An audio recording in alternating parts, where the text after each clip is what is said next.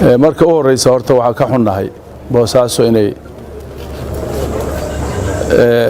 laba maalmood oo mugdiya oo xabad ah oo qaraxya ah oo dhimasho iyo dhaawac iyo qax keenta inay dhacdo waa ka xunnahay musiibadaasina waa waxay dadweynuhu galabsadeen oo ilaa ilaahay waa u naxariisan lahaa dadka waxa looga baahan yahay tawbadkeen al-amru bil ma'ruf wa nahyu 'anil munkar haddii kale dadka waa la halaagaya dadku doon bay wada saaran yihiin horta dadka soo barakacay ee bannaanada joogay loo gurmado culimo iyo ganacsato iyo caamo inay u gurmadaan baan farayaa laana dad maataa baa ku jira carruur baa ku jirta dumar baa ku jirta qaxay xaafadoodii ka qaxay hoyna ay haysan oo aad ma taqaanaa u tabaalaysan arrinkan in wax laga qabto horta fariinta waa farayaa waxaan marka dadweynaha u soo jeedinaynaa iyo raggii hore oo waxaasi ka dhaceen inay ilaahay u toobad keenaan inay ilaahay u tadarrucaan dadka dhintay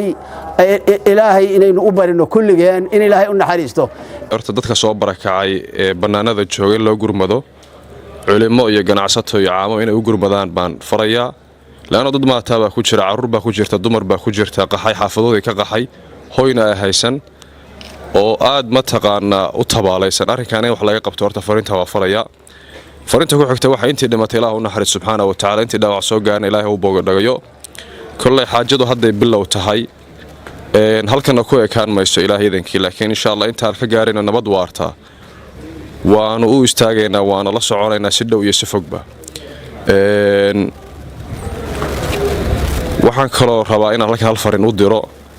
kullay dhaawac badanna waa jira dhimashana waa jirtaa kullay qadar Ilaahay bay ka hatay subhanahu wa ta'ala laakiin labada dhinac waxaan farayaa xoogaa inay kala durkaan dhaawacyada kala qaataan cusbitaalada la kala geeyo nabadda iyo ehelnimada iyo islaamnimadana la muujiyo dadka soo galaya oo carruurta dumarka iyo baadiyaha qaxarka wareegayna wadooyinka in loo furo oo dawladdu ka qayb qaadato dadkana baahiyiisa ay daboosho baan rajeynaya insha Allah ta'ala runtii farxad bay noo tahay in labada daraf si fiican noo qaabileen si wanaagsan noo soo dhaweeyeen madax iyo ragga kale oo saraakiisha ku jira amarkayga qaateen oo nagu ixtiraameen nagu qadariyeen runtii waxa weeyaan waa abaal ugu hayno waan ugu ducaynaa Ilaahay idinkii subhanahu wa ta'ala halkaana kaga harimeen laakiin Ilaahay waxa ka rajaynaynaa subhanahu wa ta'ala noo fududeeyo Soomaalidu waxay talada waa mara garan weeday mara gaari weeday mara kula gudboon tahay Ilaahay waxa ka rajaynaynaa talada teeda saxda inuu nawaafajiyo naguna tooso amalka ku jirno si lilaahi iyo khaalis ah Ilaahay nooga yeelo subhanahu wa ta'ala saxaafadan waxa rajeynaya laftiga nabadda ka shaqeyso iyo wanaaga iyo fariimaha oo culimada iyo kulli ay ka baahiyaan intaas baan leeyahay jazaakumullahu khayr assalamu alaykum warahmatullahi musiibadaasina waa waxay dadweynuhu galabsadeen oo ilaa ilaahay waa u naxariisan lahaa dadka waxa looga baahan yahay tawbadkeen al-amru bil ma'ruf wa nahyu 'anil munkar haddii kale dadka waa la halaagaya dadku doon bay wada saaran yihiin waxaan u taxsiyeynayaa dadkii meesha ku dhintay wariga dadweynaha iyo intii ku dhaawacantay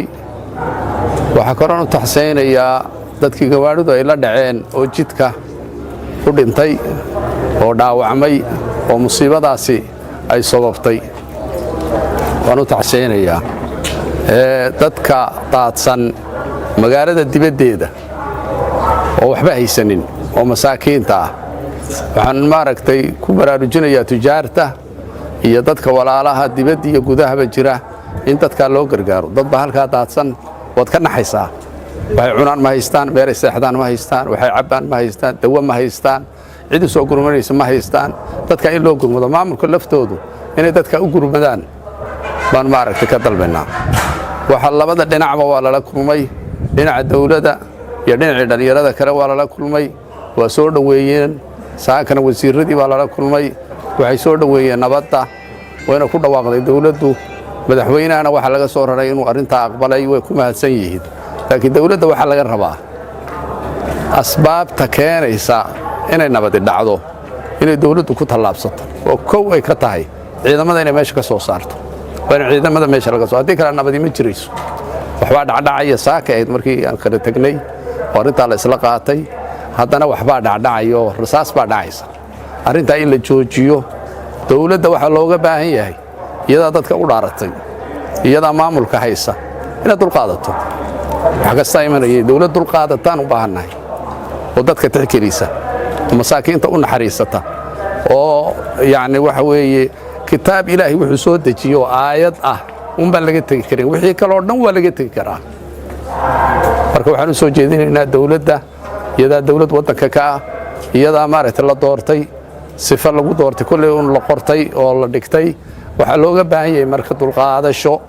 dadka inay u dulqaadato hadalkooga dadka inay u dulqaadato maxaan ku dhahay dhibta ka imanaysa marka iyadu ay noqoto hogaankii aabbaha weeye waa aabe marka wayna dulqaadataa weeye marka intaasaan odhan lahaa dadkana waxaan leeyahay hal istajiyo magaalada ayaan laga qaxin inta hadda joogto magaalada inay joogto inta dibadda deganna inay soo noqoto magaalada ku soo noqoto waan maaragtay fariin u diraynaa sallallahu ala muhammad waxa kale ku daraya nimanka gawaarida wata oo dadka dhacaya war ilaahay ka cabsada war dadka u naxariista waxa la ii sheegay nafarku inuu gaadhay $7 waxa la ii sheegay nafarku inuu gaadhay iska rogada $50 war waxa muslimnimada la sheeganaya maxay tahay marka u horeysa horta waxa ka xunnahay boosaaso inay laba maalmood oo mugdiya oo xabad ah oo qaraxya ah oo dhimasho iyo dhaawac iyo qax keenta inay dhacdo waa ka xunnahay marka xigana waa garwaaqsanana ilaahay subxaanahu wa ta'ala qadartiisu inay fusho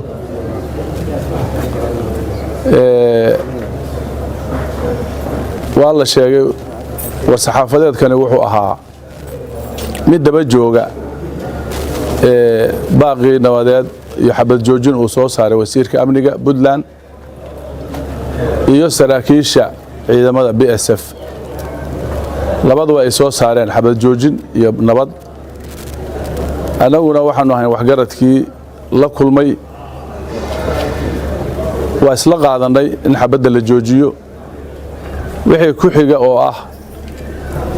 in xal waara la helana waa ku jirnaa intaas warbixin weeye baaqa kale waxaan u dirayaa dadweynaha reer Boosaasood ama Puntland ama Soomaaliyeed oo dadkan reer Boosaasood iyo Puntland ba jecel waxaan leenahay ilaahay idankiis waa nabad waxaan rajaynaynaa dhibaatada halkan ka dhacday inay inta ku dhamaato madaxdii iyo saraakiisha aan la kulannay waxaan ku heshiinay xabad joojin waxaan rabnaa inay hirgasho waxaan rabnaa dadka jecel nabadda Boosaasood oo reer Puntland ama reer Boosaasood ama Soomaaliyeedba inaanu u sheegno ilaahay idankiis waxgaradkii magaalada joogayna hawsha inuu isu taagay madaxdii kala duwaneed inay nala qaateen dadkuna inay istijiyaan qaxaya barakacana in la joojiyo intii haatan qaxdayna oo banaanada daacsan oo aan meelna haysanna inay soo noqdaan intii tuulooyinka iyo meelaha tagay oo iyagu hadday hooy iyo biyo haystana waxaan rajaynaynaa waqti dhow ilaahay idankiisa inay soo noqdaan ilaahay saasaan ka baryeena dadkan waxaan ugu baqaynaa in la istajiyo nabad iyo khayr iyo wada hadal iyo hawshii in loo kacay oo lagu dhex jiro ay ogaadaan waxaan leenahay ilaahay subxaanahu wa ta'ala inuu inoo sahlo baan ilaahay ka rajaynaynaa sidii raggii horeeyay sheegeen waxaan ka tacsiyaynaynaa dadkii dhibaatadu ka soo gaartay dhimasho iyo dhaawac iyo khasaare maaliyadeed iyo qax waxaan leenahay insha Allah hal istajiyo hawshii waa lagu jiraa meel fiican bay maraysaa inta dhimanna inaanu sii wadno oo waxgaradka halka fadhiya ilaa saaka wuxuu halkan u fadhiyay oo shirar ugu jiray arinta in xal waara laga gaaro waana ku kalsoonahay insha Allah in laga gaaro sida loo sheegay reer Puntland waxa weeye waa tawla wadaag waxaan marka dadweynaha u soo jeedinaynaa iyo raggii hore oo waxaasi ka dhaceen inay ilaahay u toobad keenaan inay ilaahay u tadarrucaan dadka dhintay ilaahay inaynu u barino kulligeen in ilaahay u naxariisto dadkii qaladka galayna inay ilaahayna u toobad keenaan dadkii xabadaha ridayna dadkaasi ku dhinteenna inay soon sameeyaan 2 bilood oo mutataabica inay sameeyaan baan ugu yeeraynaa ilaahayna ay noqdaan ninkii waxa sameeyay ama u diray wax maaragtay hub bixiyay saanad bixiyay kula taliyay ilaahay ha u toobad keeneen dilku waa fitnada dambi ilaahay laga galo kan labaad weeye alladina la yad'uuna ma'a allahi ilahan aakhara ولا يقتلون النفس التي حرم الله إلا بالحق ولا يزنون